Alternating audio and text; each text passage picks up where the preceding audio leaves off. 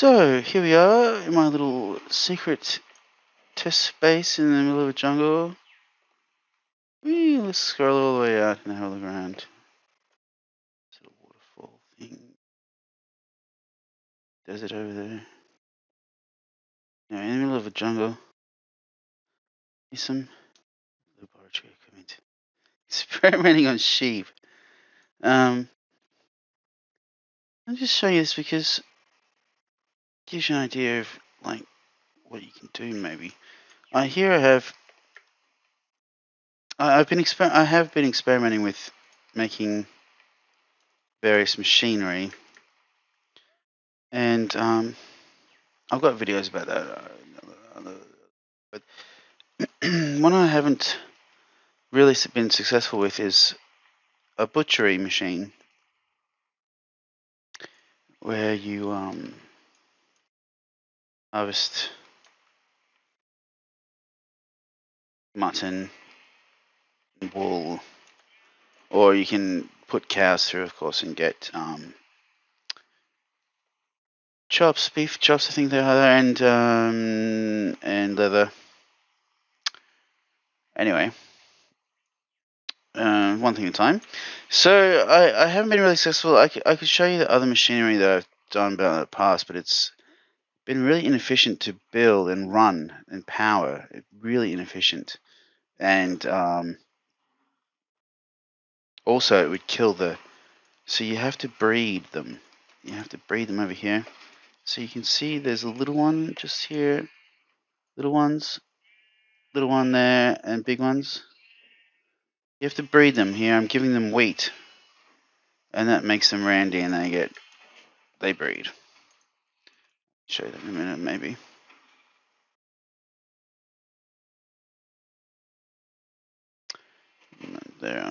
They have a timeout on that. Anyway, so you have to separate them. So I've been experimenting with various devices to separate them out and kill them once they are separated. So the one experiment here was relatively successful, but too limited, and also would eventually kill you. It would, like 50% of them at least would die. This one, I found some success in this little bit here, moving them around in here and separating them here, but trying to push them into that contraption here causes them to die most of the time in these pressure points here. I've got a buzz in my microphone. In these pressure points here, and here, when the machinery comes to its end in each of the phases, it tends to kill them. So that's unacceptable. But I have combined kind of these ideas here, and getting some success. I haven't killed a young one yet. It's been running for a fair while. I'm getting a nice. That's a good rate of resource generation. I think it's not terribly fast, but it's not slow. It's reasonably efficient. I don't think it's going to expire itself, like kill the livestock before. Kill the livestock. I don't think you'll have to manually reset them. And it's working rather well. I'd have to tidy it up, of course, and make it presentable, make it a nice little thing. But at the moment, it's sort of for experiment purposes, it's running really well. So we have the breeding pen down here. As already shown, there's one little love hearts. And get love hearts and sheep. Yeah, experience that. Anyway, so in here is the separator. These two little things. Well, actually, there's three contraptions here. There's one that's lifting the floor up and down. So we push the sheep that are in our target sheep up into the air, and then we from each side, see here, we push them again. And this one on the bottom here has got like a half slab on it, so any young ones will be pushed off. And well, this is the theory, and the larger ones will be pushed up. It does actually work, except the young ones tend to jump up on their own sometimes. But they can't. They do seem to jump back down again. Like I said, I haven't killed a young one yet, and yeah. So they end up over here. This one's going to be killed.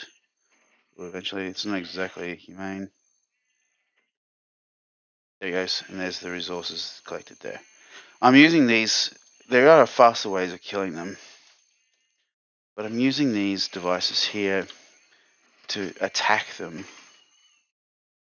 because they automatically collect the resources as well, and I can pipe the resources out of the back of them into an array of storage, and so that becomes more efficient in space, and so I don't have to create. Otherwise, I'd have to install these things in the floor to collect anything that's falling on the floor, and that's terribly inefficient. And especially when I've got these devices here, I really wouldn't be able to do it. And have the slabs here because I've got. See the young one's getting attacked here. Is it going to die? Oh, this is the first young one to die. Oh, there we go. It's always the way. But that's not too bad. That's not too bad. One young one out of how many have I killed so far? This divided by 2, so 100 out of nearly 60, 55 or so. I've killed one young one. That's pretty good going. And it's going to make a lot of things to kill them. Like no, so they tend to come out, whereas the larger ones can't get back down again. The large ones can't get back down through here.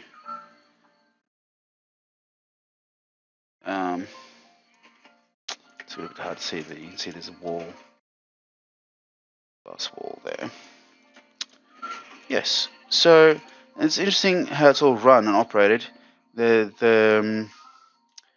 These devices are on a motor, which I'd have to replace because this is a special create mode motor, which has got infinite amount of power. Like I was saying, you have to be efficient with power generation, so I'd need to have a proper generator and run this off some proper power. But these ones are free. These devices here that are extending in and out are free-ish. They just run from these redstone. It's called redstone wiring devices, contraptions. So I've got some timers here that send out pulses and reset each other. There's some not. You can create not Boolean gates. So I've got an AND here that's made up of 3 knots and an OR. So you've got nor, not, or not. How it works. But anyway, so that creates an AND gate, and here we have a not, simple not here. So I've had to do that because I need to reset these pulse outputting devices. Otherwise, they need to be turned on and toggled. Otherwise, they won't send out their pulses. So I have to widen that back through a NOT gate onto itself. So the AND here is to say if this floor is up, and we're in the cycle of sending these in and out every second, then do that motion. It's kind of complicated, but I'd hide once with again. I'd tidy this all up. Yeah, I can show you there's more wiring underneath here to drive all these things underneath the ground. this will come on and off. Just wait a few seconds, you better see it. Come back on. So it comes back on again. So it's, yes, I'd have to tidy all. It goes all the way around the top and back underneath the bottom. There's actually two layers of, you can't quite see under here. There we are.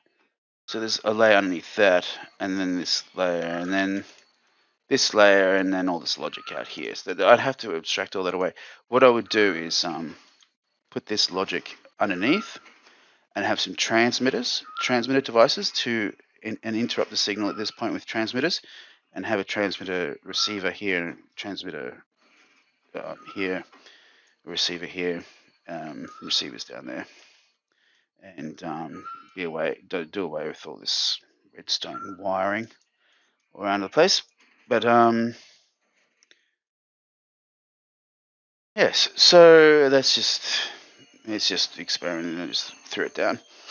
So yeah, this shows you quite complicated things you can create. The logic, the built-in logic gets really exciting. If you have a look at some of my other videos,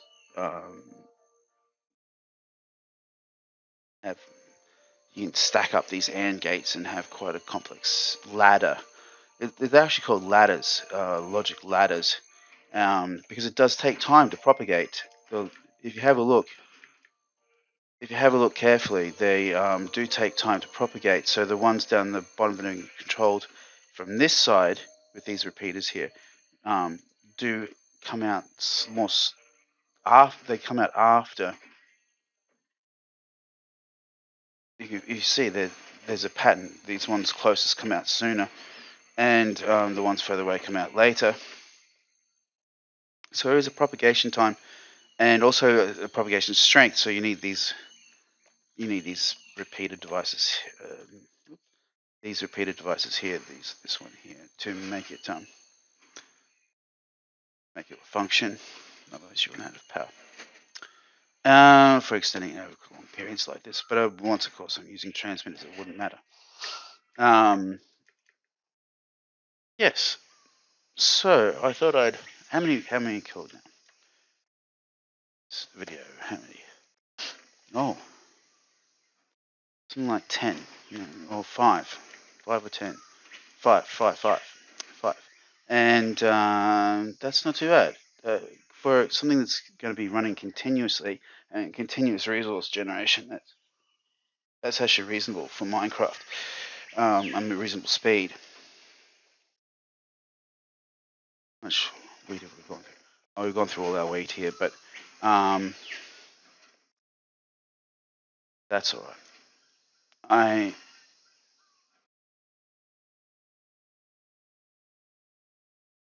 I think this is actually working quite well, and I would put this into production. I haven't put a butchery into production yet.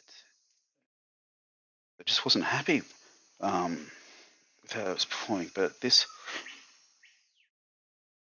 is actually performing well enough. I think solved the situation. And of course, there's heaps of ways of doing it. There's other ways of doing it. You can use another set of equipment available through mods, other blocks available through mods, to create similar setups where you have a little pen and you have things attached to the pen, and it automatically just does things for you. You just have a pen sitting there with animals in it and things attached to it. I could probably build it quickly if I knew it a bit better, but I don't know it so well. But the thing is, to me, it's not very Minecraft in that it doesn't have all these logical and functional elements. It's all just behind the scenes tick counters. So it takes this long to breed this many animals, and takes this long to kill them, and you kill them this frequently, just sitting there. It's not real machinery, and it just doesn't seem like Minecraft to me. That's what I like about the Create mod, which I'm using here for a lot of these blocks, is that it's still very Minecraft. it's still very in the world rather than behind the scenes and statistics. Only statistical generation, statistical processing, statistics processing. I like how it's random. Like it's taking a little while for a sheep to come up here now.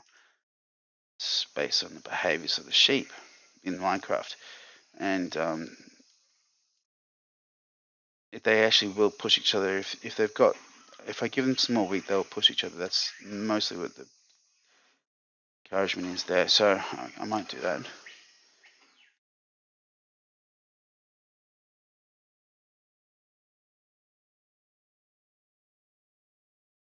Excited because I'm holding wheat.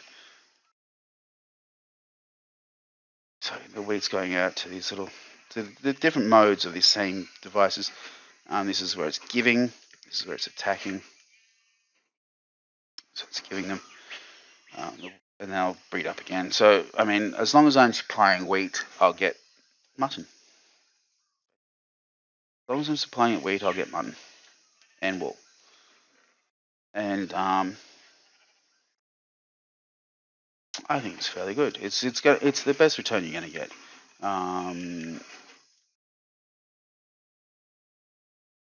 Basically, without resorting to. Yeah. Anyway, so I thought I'd give you this introduction to Minecraft in case you haven't seen it before, and just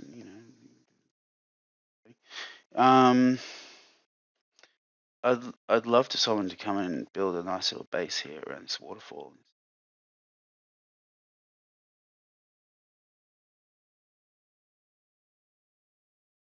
So the train up in the clouds. Look at this mountain. It's just begging for a fortress to be built on it. There's flowers. Wearing Morado.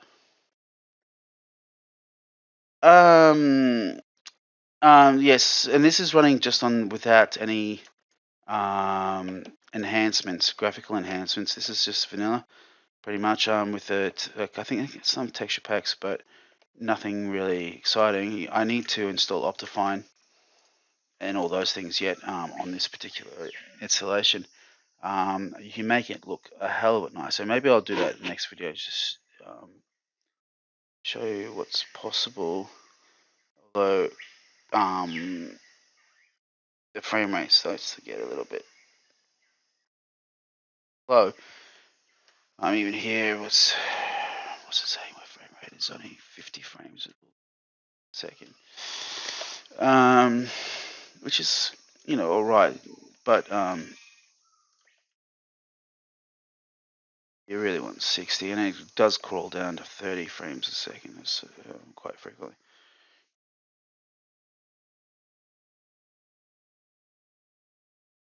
Anyway,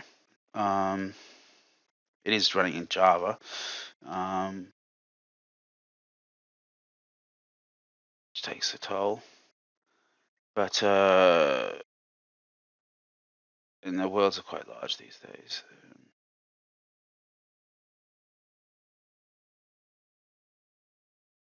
Animals in here somewhere. Things. All the lighting. The lighting is quite involved now as well. It's block levels.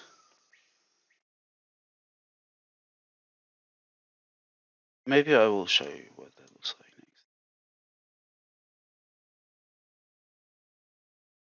next. Okay. That's it for now.